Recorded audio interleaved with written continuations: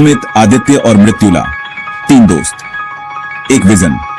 उनका सपना था कुछ अपना शुरू करने का, कुछ बड़ा, कुछ मीनिंगफुल। यहीं से स्पिनारू की शुरुआत हुई। साल था ईयर ऑफ कंपनीज इंसेप्शन। वो जवान थे और एनर्जी से भरे हुए, लेकिन बिजनेस की दुनिया उनके लिए नई थी। इन दोस्तों को पता था कि उन्हें एक अच्छे आइडिया की जरूरत है, ऐसा आइडिया जो गेम बदल दे। दिन रात वो ब्रेनस्टॉर्मिंग करते रहे। आखिरकार उन्हें मिल ही गया। आइडिया था, briefly mention the company's core idea slash product slash service without going into details. वे बहुत एक्साइटेड थे। बस यही मौका था अपनी पहचान बनाने का। लेकिन एक्साइटमेंट जल्द ही रियलिटी में बदल गई। बिजनेस शुरू करना आसान नहीं था, बहुत मुश्किल था। उन्हें एक के बाद एक हर्डल्स का सामना करना पड़ा। फंडिंग सबसे बड़ी प्रॉब्लम थी। लोगों को अपने विजन पर बिलीव करवाना और भी मुश्किल था। लेकिन वो डिटरमिन्ड थे, वो हार नहीं मानने वाले थे। शुरुआती दिन बहुत हेक्टिक थे। लंबे काम के घंटे, अनगिनत मीटिंग्स। तीनों दोस्त बिना रुके काम करते रहे। काम करते करते सीखते रहे। हर दिन एक नई चैलेंज थी, लेकिन उन्होंने हर चैलेंज का डटकर सामना किया। उनकी दोस्ती ही उनकी स्ट्रेंथ थी। हर मुश्किल घड़ी में उन्होंने एक दूसरे का साथ दिया। धीरे धीरे चीजें आगे बढ़ने लगी। उन्हें पहला फंडिंग राउंड मिल गया। ज्यादा नहीं था, लेकिन शुरुआत तो हुई। उन्होंने पैसों को समझदारी से यूज किया। उन्होंने एक छोटी टीम बनाई, एक ऐसी टीम जो उनके पैशन और ड्राइव को शेयर करती थी। स्पिनारू अब सिर्फ एक सपना नहीं था, वो हकीकत बन रहा था। उनके पहले प्रोडक्ट लॉन्च एक बहुत बड़ा माइलस्टोन था। रिस्पॉन्स उम्मीद से भी बेहतर था। लोगों को स्पिनारू का प्रोडक्ट बहुत पसंद आया। उनके कस्टमर्स बढ़ने लगे।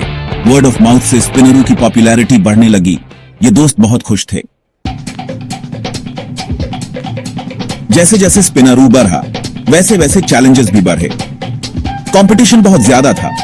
आगे रहने के लिए उन्हें कॉन्स्टेंटली इनोवेट करना पड़ता था। उन्होंने रिस्क्स लिए, कुछ सक्सेसफुल रहे, कुछ नहीं, लेकिन उन्होंने हर एक्सपीरियंस से कुछ नया सीखा। इन सब के बावजूद वो अपने कोर वैल्यूज से कभी नहीं भटके। इंटेग्रिटी, इनोवेशन, कस्टमर सेटिस्फैक्शन, ये वैल्यूज स्पिनारू की नींव थे। ये नॉन निगोशिएबल थे। उनकी मेहनत रंग लाने लगी। स्पिनारू अवार्ड्स जीत रहा था, रिकॉग्निशन मिल रही थी, मीडिया का ध्यान उनकी तरफ जाने लगा। इन दोस्तों को कॉन्फ्रेंसेस और इवेंट्स में बोलने के लिए इनवाइट किया जाने लगा। वो यंग एंटरप्रेन्योर्स के लिए रोल मॉडल्स बन गए थे। ये किसी सपने के सच होने जैसा था। सेक्शन 4, बुलंदियों को छूना। 2015 तक स्पिनारू एक जाना माना नाम बन चुका था। उनके पास लॉयल कस्टमर्स थे, एक स्ट्रांग ब्रांड था और टैलेंटेड लोगों की एक टीम थी। लेकिन वो अभी रुके नहीं थे। उनके और भी बड़े गोल्स थे। आईपीओ अगला लॉजिकल स्टेप था। ये कैपिटल रेज करने, ग्रोथ को और तेज करने और अपनी सक्सेस दुनिया के साथ शेयर करने का एक तरीका था। प्रोसेस लंबा और मुश्किल था, लेकिन वो इसे पूरा करने के लिए डिटरमिन्ड थे। आखिरकार वो दिन आ ही गया। स्पिनारू स्टॉक एक्सचेंज में लिस्ट हो गया। ये एक हिस्टोरिक मोमेंट था। इन दोस्तों ने कर दिखाया था।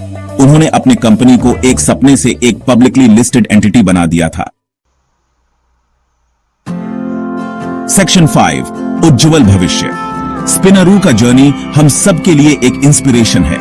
यह दिखाता है कि मेहनत, डेडिकेशन और थोड़ी सी लक से कुछ भी पॉसिबल है। स्पिनारू का फ्यूचर ब्राइट दिख रहा है।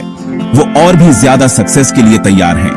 अमित, आदित्य और मृत्युला की कहानी सपनों की पावर को दिखाती है। उन्होंने बड़े सपने देखने की हिम्मत की और उन्होंने उन्हें पूरा किया।